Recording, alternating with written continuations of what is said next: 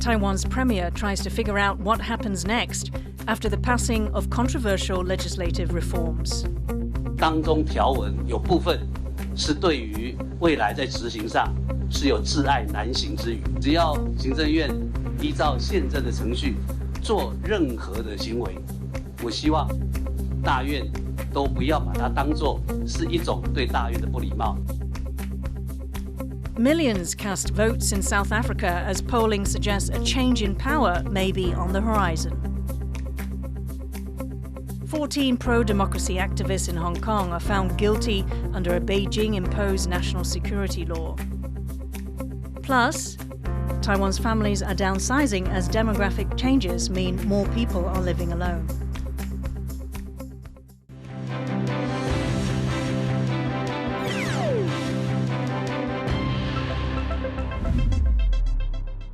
A warm welcome to TaiwanPlus News. I'm Yin Khvat. Taiwan's premier has visited leading opposition figures to discuss the next steps after the country's legislature passed several controversial reforms. As Rick Lau reports, political divisions continue to widen in the country. An awkward meeting between Taiwan's Premier Zhou Rongtai and opposition Kuomintang Corpus Whip Fu Kunqi.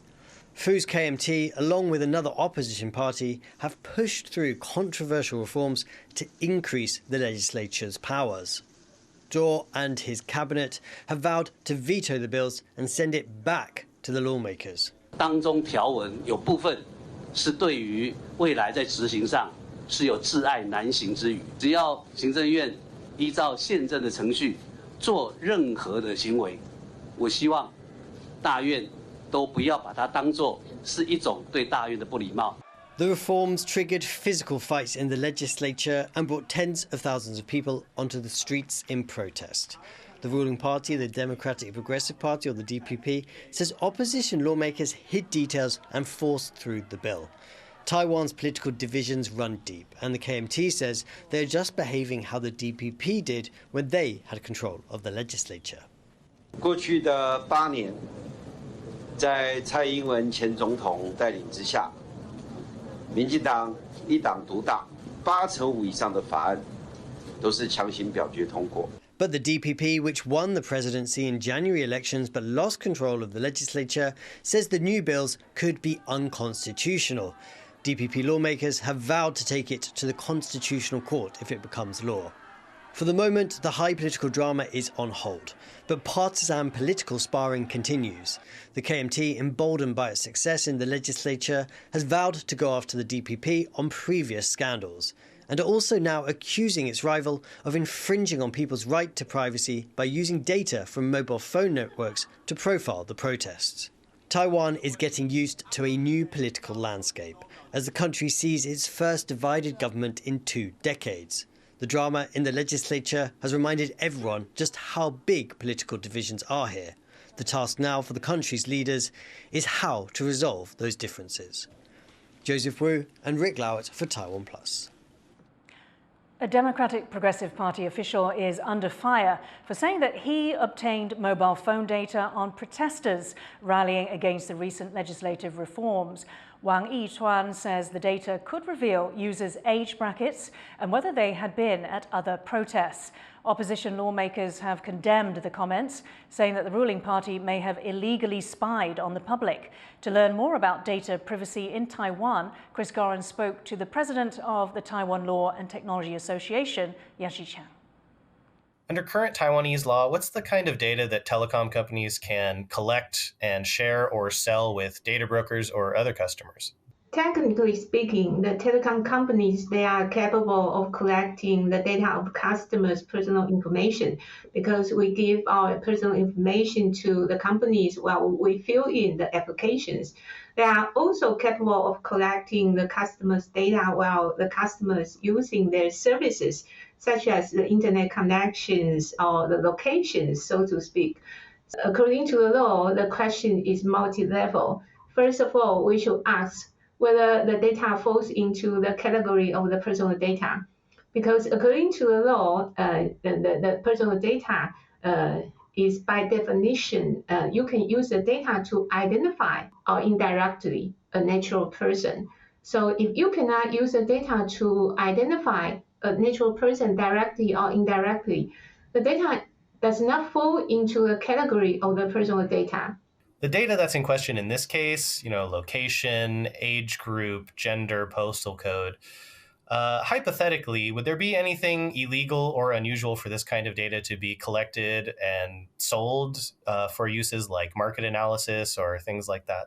It is not the data that matters. It is how you collect the data, whether you get the informed consent from the customers and whether the customers know that you're going to use the data for this kind of purposes. I mean, to sell the data to other government bodies or to other marketing companies. I think the big data analytics has become a new drive for the telecom companies to generate income. So it is not uncommon. So I don't know what kind of data the Mr. Wang has got at hand because he didn't really show to the audience. So while you mentioned about the location and also other personal information such as the age or other maybe the gender, I think they are capable of collecting that. How do Taiwan's data privacy laws compare to those in other countries? Taiwan may not be as strict as the European Union's Data Protection Act, but Taiwan Data Protection Act follows the core principles set up by the European Union's Data Protection Act, such as the informed consent, and also the right to opt out, and also the right to ask for the compensation if you find these companies or the government bodies, they don't follow the legal procedures. That was Chris Gorin speaking to President of the Taiwan Law and Technology Association, Yachi Chang. The Defense Ministry is reporting major Chinese military incursions around Taiwan. The ministry says 38 Chinese military aircraft and 11 vessels were detected operating around Taiwan in the last 24 hours. 28 of those aircraft crossed the median line of the Taiwan Strait and entered the country's air defense identification zone. Taiwan's foreign minister says China's military operations are shaping a new normal in cross-strait relations. 不只是这一次的联合军演他们在造成新常态。两岸的问题不只是涉及两岸之间，它是已经是一个区域性甚至一个全球性的议题。 The Transport Ministry says the ban on Taiwanese tour groups visiting China will remain in place, but tours organized when the ban was briefly suspended last year will be allowed to proceed. Taiwan imposed a ban on group tours to China in 2019 after Beijing stopped allowing tourism to Taiwan. However, Taiwan has gone along with a China-headed initiative to open travel between China's Fujian province and Taiwan's Matsu Islands. Taiwan's Transportation Ministry says it will continue to open travel on a reciprocal basis. North Korea has launched over 200 balloons carrying trash and human waste across its border with South Korea. Bryn Thomas has this story. It came from across the heavily fortified demilitarized zone. This North Korean balloon, carrying a payload of garbage and suspected human waste, landed in a rural area north of Seoul. The South Korean army sent biological and chemical weapons teams to inspect it, just in case. This is just one of the 200 balloons Pyongyang has sent southward, all carrying trash. North Korea says it's retaliation for balloons launched by private groups in the South carrying propaganda leaflets and sometimes forbidden South Korean media on USB sticks. Kim Jong-un's powerful sister has called the North's balloons gifts for South Koreans, who she says are, quote, crying for the guarantee for freedom of expression. These aren't the first balloons to come from the North, or even the first ones carrying a payload of refuse. But they still frighten those living near the landing sites, especially as North and South Korea remain technically at war over 70 years after their separation. 바로 전쟁이 일어날 수도 있겠다. 좀 과하게 말하면 그런 걸 느꼈어요. 이런 게 커지면 전쟁이 되지 않는가. 예. 거리 문제는 제가 그렇게 좀 약해서 즉답을 잘 하지는 못했는데 굉장히 불안한 그런 거고. And while the payload does appear to have just been trash, there's anxiety that might not be the case next time Pyongyang decides on a balloon launch. 의도적인 장소를 지정을 해서 떨어뜨린 것 같기는 하다는 생각이 들면서 너무 소름 끼치고 무섭더라고요. 그게 만약에 진짜 오물이 아닌 무슨 바이러스라든지 어떤 무기 화학물이라든지 그런 게 떨어졌으면 여기는 저희는 어떻게 됐을까 하는 순간 너무 소름이 끼쳐서 다들 굉장히 공포에 떨었던 것 같아요. In the South Korean capital Seoul, life goes on as usual. But the border with the north is only around 50 kilometers away, a fact that Pyongyang seems determined not to let people here forget. Chris Ma, John Van Trieste, and Bryn Thomas for TaiwanPlus. North Korea has fired off a salvo of 10 short-range ballistic missiles, according to South Korea's military. Seoul says the missiles were launched near the North Korean capital Pyongyang and flew about 350 kilometers before falling into the sea. Japanese Prime Minister Kishida Fumio says the missiles do not appear to have landed in Japan's exclusive economic zone. Kishida says the launches violate UN Security Council resolutions and that he has already lodged a formal complaint against North Korea.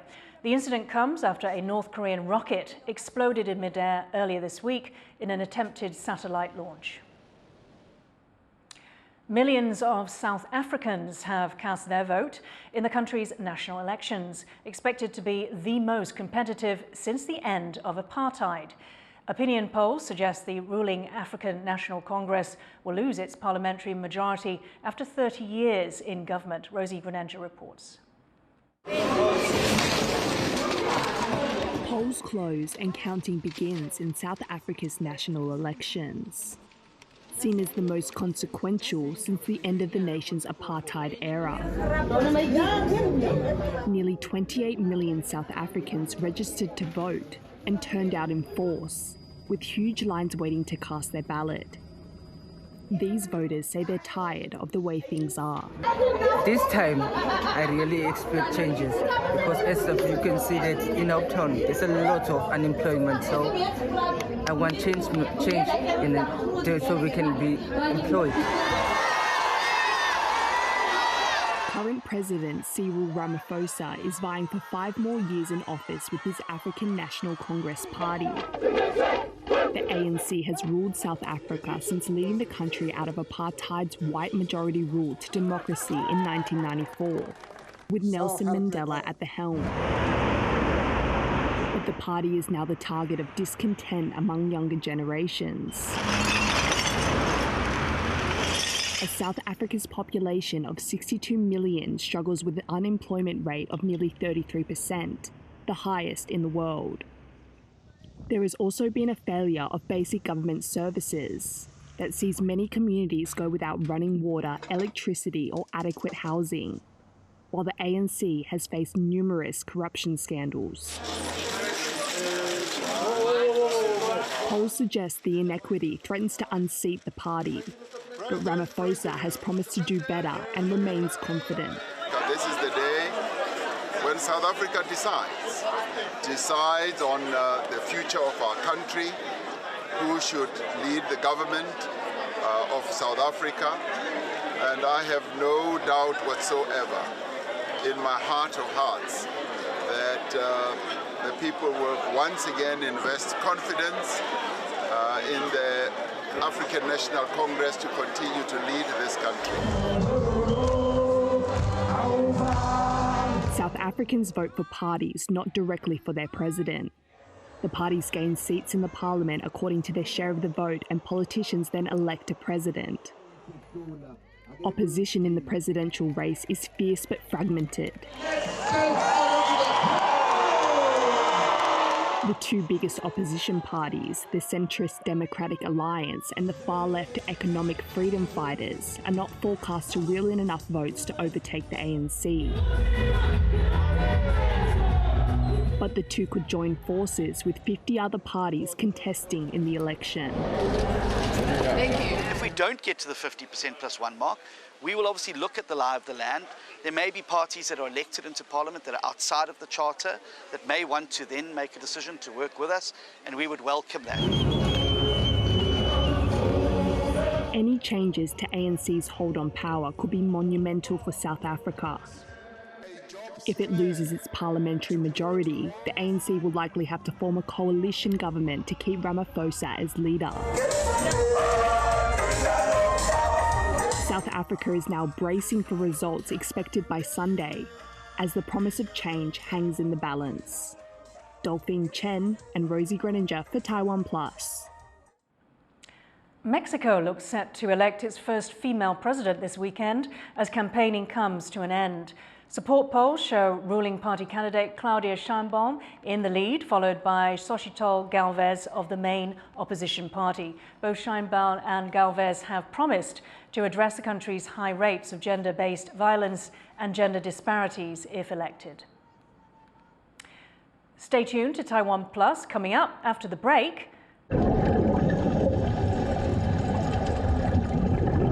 forget your cap and gown and grab your fins. We check out a graduation ceremony taking place underwater.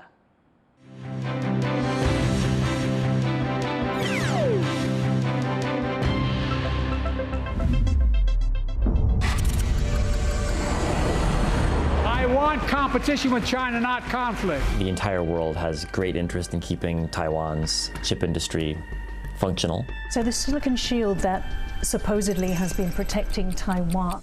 How many years the TSMC can still maintain its competitive edge? What do you see as the next big shift in the semiconductor industry?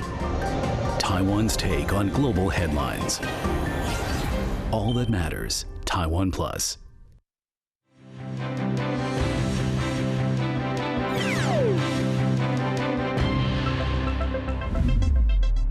Welcome back. You're watching Taiwan Plus News.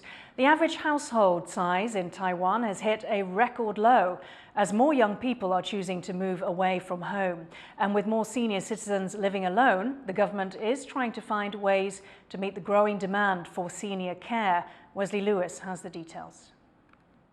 Having a home of one's own. 2-bedroom apartments like this one listed in New Taipei are in high demand among young professionals. More young adults in Taiwan are choosing to live away from family, leading to shrinking average household sizes. In the past, it was very common to find 3 generations living in the same home, but that's no longer the case. 站在同堂的家庭越来越少，那再加上现在少子化，建商在推案的近年在推案的时候，它比较也是推出2房、3房，或者是甚至是小2房这样子的产品，那也是压低总价，那也可以加快销售的速度。 Another factor for shrinking household size is fewer young people getting married and having children. In April, the average household size in Taiwan hit a record low at 2.52 people per household. It was especially low in Taipei, with an average of just 2.35 people per household. Families say it has become normal to live separately. 儿子跟女儿都在外面住了，就是不习惯也要去适应啦。因为终究儿女成长，他们自己有自己的家，个别出去住，假日就跟他们一起去亲子，平常是各上各的班。 As more families adjust to the new normal, more senior citizens are finding themselves living alone. It raises the question of how they will get the care they need. 一个人住的话，那么他的照顾可能就要透过外部的资源，包含可能是请移工啊、看护啦。我们现在有个两股的人力在做照顾的事情，一个是长照的部分，一个是外籍看护。这2个系统如果能够把它整合，你就可以发挥那种人力调度那个更有效使用的所产生的重效。 As Taiwan inches towards becoming a super-age society in 2025, when more than a fifth of the population will be 65 and older, caring for seniors living alone will be a growing challenge for the government. Luffy Lee and Wesley Lewis for Taiwan Plus. A Hong Kong court has found 14 pro-democracy activists guilty of conspiracy to commit subversion. 16 activists and politicians were on trial for participating in an unofficial election in 2020. They are among 47 now in detention and awaiting a verdict in what is the largest trial so far under the city's Beijing-imposed national security law. Those found guilty could face up to life in jail. Many had already been detained for 3 years and only 2 were acquitted. Former Thai Prime Minister Thaksin Shinawatra is set to be indicted for allegedly insulting the country's monarchy. The Thai Attorney General says Thaksin violated royal insult laws in a 2015 interview with foreign media. He's been ordered to appear in court in mid-June. Thaksin's lawyers say he is ready to defend himself in court and raise doubts about the authenticity of the interview video. Thaksin returned to Thailand last year after 15 years of self-imposed exile. Temperatures have hit record highs in multiple Indian states as a heatwave sweeps the country, with parts of Delhi hitting 52 degrees Celsius. That was a preliminary reading from one weather station. If confirmed, it would be the highest temperature in India's history. A heatwave alert has been in place for large parts of the country since last week, with temperatures still climbing. At least 6 people have died of a heat stroke in the western state of Rajasthan, where temperatures hit 49 degrees. The extreme weather is being attributed to El Niño and human-driven climate change. Residents say the heat is making it hard to live.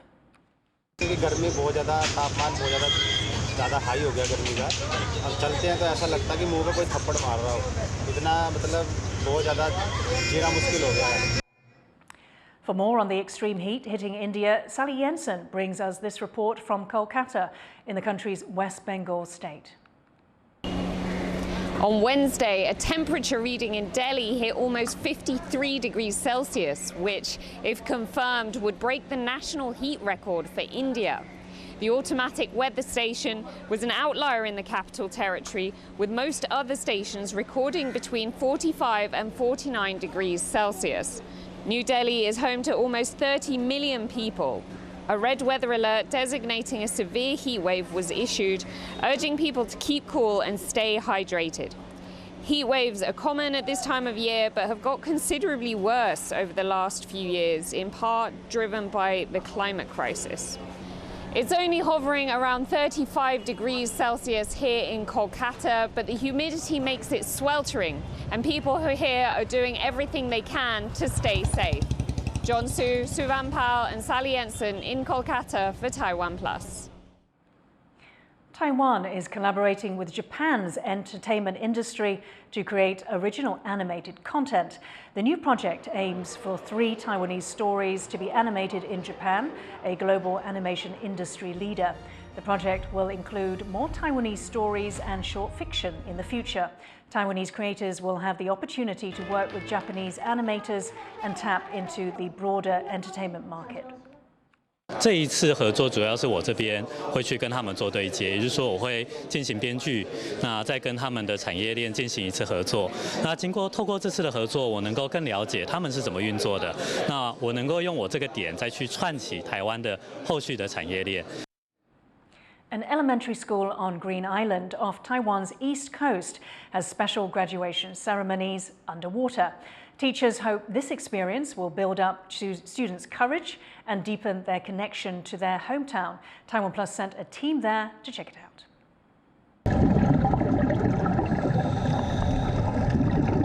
These divers aren't just here to admire the colorful fish. They have an important task: preparing for Gongguan Elementary School's graduation ceremony under the sea. Located on the outlying Green Island, the school was the first in the country to hold an underwater graduation in 2014. Since then, it's become the school's unique tradition. This year, 8 graduates are taking on the ceremonial challenge. 很激动啊，很开心，因为可以在水下毕业是很少人可以体验到的。 About 30 kilometers off Taiwan's southeastern coast, Green Island is a top diving spot. The seaside school takes advantage of its location to introduce students to the ocean early on. Starting from kindergarten, the kids learn to swim in the harbor in front of the school. They move on to snorkeling, to canoeing, getting ready for scuba diving step by step. 很多学习的概念可以透过 AI 或其他的电脑的方式可以去学习，但是只有在山林体验跟海洋体验这一块，必须要让学生能够亲自去到山里跟海里面去认识真实的世界。在这样子的训练过程当中，小朋友正能够有自信，而且能够找到真实的自己。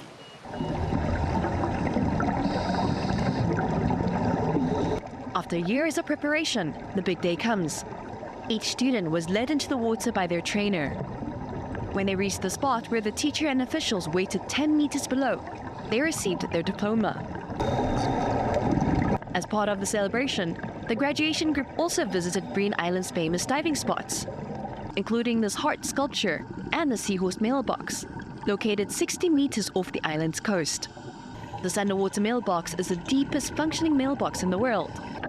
Surrounded by fish, the children sent waterproof postcards addressed to themselves in the future. 我觉得这个水下毕业典礼，然后带来的勇气，然后我现在已经可以勇敢面对国中了。 Proud parents joined their children underwater to witness their growth. 他们下水对他们来讲，就像游泳一样，就像呼吸一样。然后我觉得我比较感动的一点就是说，在海里面看着孩子在上面游的时候，就好像他们在天空上飞翔一样。 The students graduate with both their diplomas and junior open water diver certifications. Supported by their parents and teachers, and equipped with the courage and wisdom gained from the ocean, they can dive into the next chapter of their lives. Scott Huang, Peachy Zhuang, and Sandy Chi for TaiwanPlus.